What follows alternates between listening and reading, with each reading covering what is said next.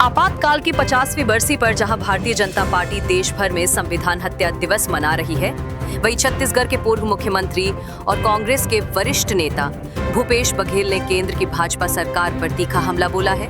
उन्होंने वर्ष 1975 में लगी इमरजेंसी की तुलना वर्तमान केंद्र सरकार की नीतियों से करते हुए कहा कि देश आज भी गुप्त आपातकाल की स्थिति से गुजर रहा है। आगे उन्होंने ये भी कहा कि 25 जून 1975 को आपातकाल घोषित हुआ था, लेकिन वो एक घोषित आपातकाल था जिसकी समय सीमा और सीमा रेखाएं तय थीं। आज जो स्थिति देश में है वो अघोषित आपातकाल की तरह है, जहां जनता की आवाज को दबाया जा रहा है, मीडिया को नियंत्रित किया जा रहा है और संवैधानिक संस्थाओं पर सरकार का सीधा प्रभाव दिख रहा है। आइए उन्हें सुनते हैं कि इस संबंध में और क्या कहा। आज के दिन 25 जून को भारत सरकार ने प्रजातंत्र हत्या दिवस के रूप में मनाने का फैसला लिया और शासकीय तौर पर इसका आयोजन हो रहा है। आप सबको पता है कि 25 जून 1975 को इंदिरा जी ने इमरजेंसी लागू की थी और वो इमरजेंसी संविधान के प्रावधान के तहत किया गया था। इंदिरा जी में हिम्मत थी कि उन्होंने इमरजेंसी लगाई, लेकिन वो सब संविधान के तहत ही किया गया था। बाद में जो उसके रिजल्ट आए तो हमारे नेताओं ने स्वीकार किया कि इमरजेंसी के दौरान कुछ अन्याय हुआ है, अत्याचार हुआ है, कुछ लोग हैं इसका दुरुपयोग किए हैं। लेकिन ये भी कहना चाहूँगा कि इंदिरा जी ने किसी दबाव में आकर इमरजेंसी नहीं हटाई थी, स्वयं ने इमरजेंसी हटाई थी। चुनाव भी उन्होंने कराया था,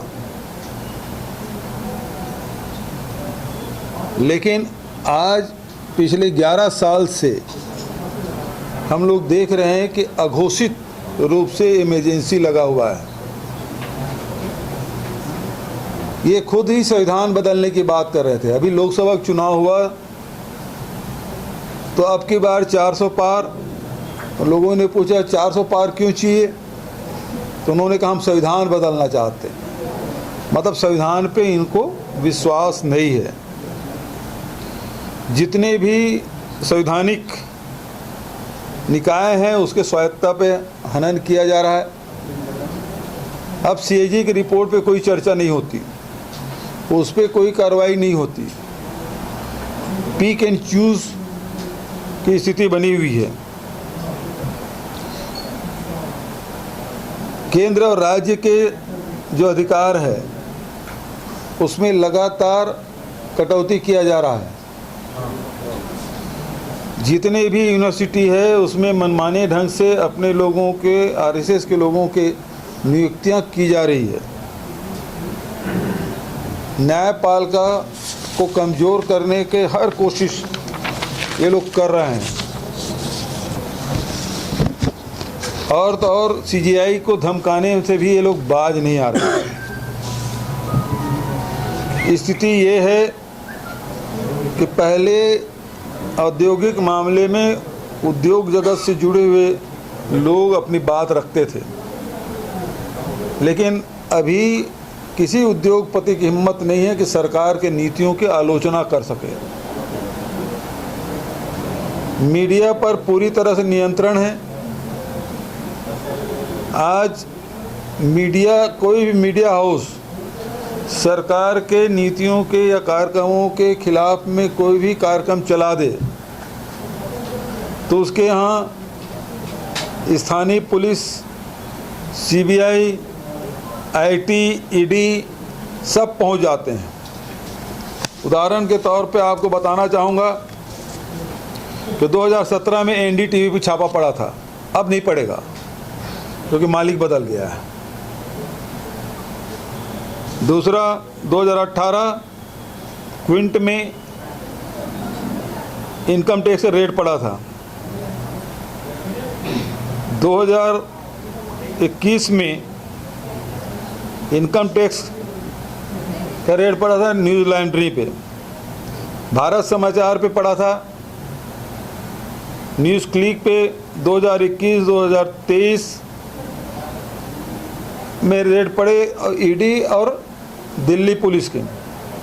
दैनिक भास्कर पर 2021 में इनकम टैक्स का रेड पड़ा। बीबीसी जो अंतर्राष्ट्रीय स्तर पर उसकी पहचान है,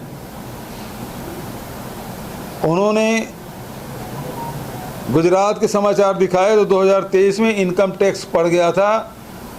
न केवल ऑफिस में बल्कि उनके कर्मचारियों पर भी कार्रवाई हो गई थी। अभी ताज़ा में आप देखें द वायर में 2022 में कार्रवाई हुई। ताज़ा आप देखेंगे अभी ऑपरेशन सिंदूर हुआ, उसके पहले 4 PM को सस्पेंड किया गया।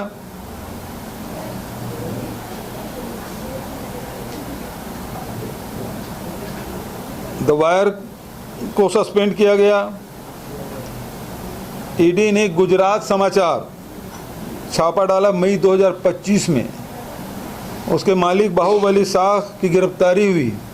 मामला 15-20 साल पुराना, उसमें उसकी गिरफ्तारी हुई। तो ये कुछ उदाहरण मैंने दिए हैं कि बिना इमरजेंसी लगाए ही इन सारे लोगों के खिलाफ, मीडिया हाउस के खिलाफ कार्रवाई की गई। विपक्ष के नेताओं पर तो लगातार कार्रवाई की जा रही है, और जो भाजपा में शामिल हो गया तो वो फिर मोदी वॉशिंग मशीन में धुल जाते हैं। ये स्थिति पूरे देश में है। देश के वास्तविक खबर यदि कोई दिखा दे तो उसके खिलाफ कार्रवाई हो जाती है। नेता यदि विरोध में बात कर दे तो उसको जेल में ठूस दिया जाता है। उसके घर ईडी, आईटी, इनकम, सीबीआई सब के रेट पड़ने शुरू हो जाते हैं। तो इंदिरा जी ने तो घोषित रूप से इमरजेंसी लगाया था, लेकिन पिछले 11 साल से देश में अघोषित रूप से इमरजेंसी से भी ज़्यादा खतरनाक कार्रवाई पूरे देश में, मीडिया पर भी और नेताओं पर भी, उद्योगपतियों पर भी, सब पर कार्रवाई हो रही है।